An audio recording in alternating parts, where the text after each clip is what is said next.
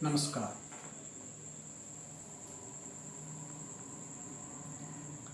आज से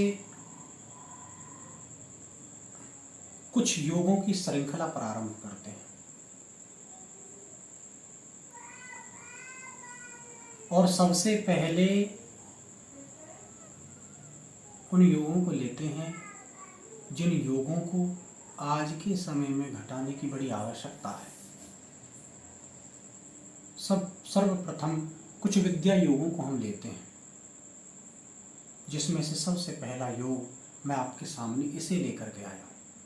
यह है विद्या योग। जातक तत्वम नामक ग्रंथ में यह योग प्रकाशित है। बलि सुतेसे केंद्र कोणे विद्वान, अर्थात बलि सुतेश पंचमेश वह विद्वान होकर के केंद्र अथवा त्रिकोण में बैठा हो तो विद्या योग होता है। यह रहा इसका अर्थ। अब इसको इस जन्मांग चक्र में, इस काल पुरुष के चक्र में समझने का प्रयत्न करें।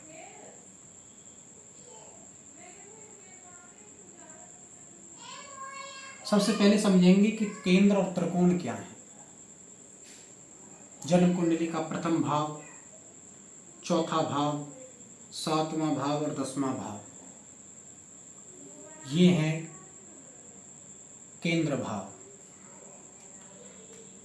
इन भावों में जो सबसे पहला भाव है, यह भाव इस भाव से ताकतवर है। यह भाव पहले से बलि है चौथा,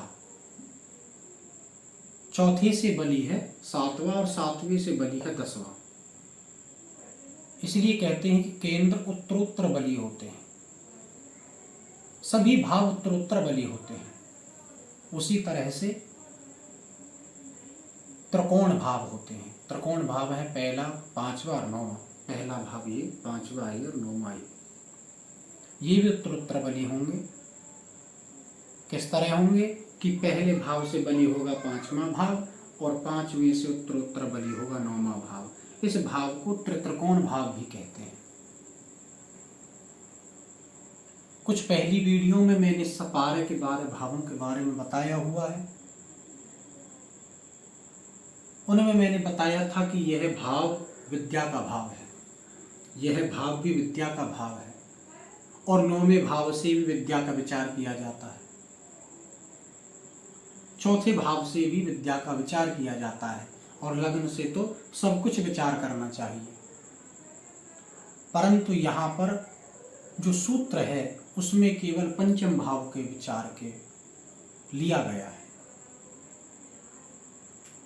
पंचम भाव को विद्या भाव मान करके और यहाँ पर हल किया गया है और विद्या योग का निर्माण किया गया है। वह कैसे? इसमें कहा है कि पंचमेश बलि होकर के, पंचमेश कोई भी हो, यहाँ कोई भी राशि हो, मेष राशि हो तो मंगल, वृक हो तो शुक्र, धन हो तो गुरु, उसी तरह से मकर हो तो शनि, उसी तरह से जो भी यहाँ पर राशि हो उस राशि का स्वामी बलि होकर के माने या तो अपनी राशि में या मित्र की राशि में या उच्च राशि में, सभी तरह से बलि हो, किसी भी तरह से मृत अथवा बाल अवस्था में ना हो, अस्त ना हो,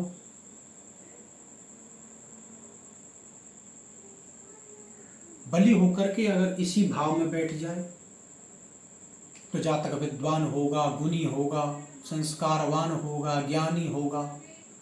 अगर इसमें ना बैठे, 9वें भाव में बैठ जाए तो यह तो इससे भी बलि है, तो भी जातक विद्यावान होगा, गुणी होगा, भाग्यशाली होगा, विद्या का अध्ययन करने वाला होगा। इसमें ना बैठ करके केंद्र में बैठ जाए तो भी जातक विद्यावान होगा।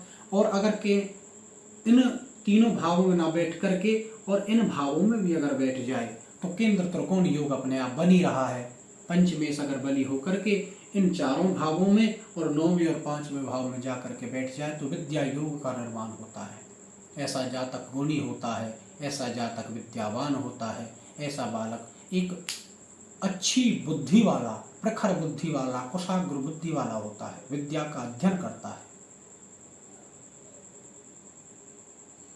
इसे कहते हैं विद्या योग।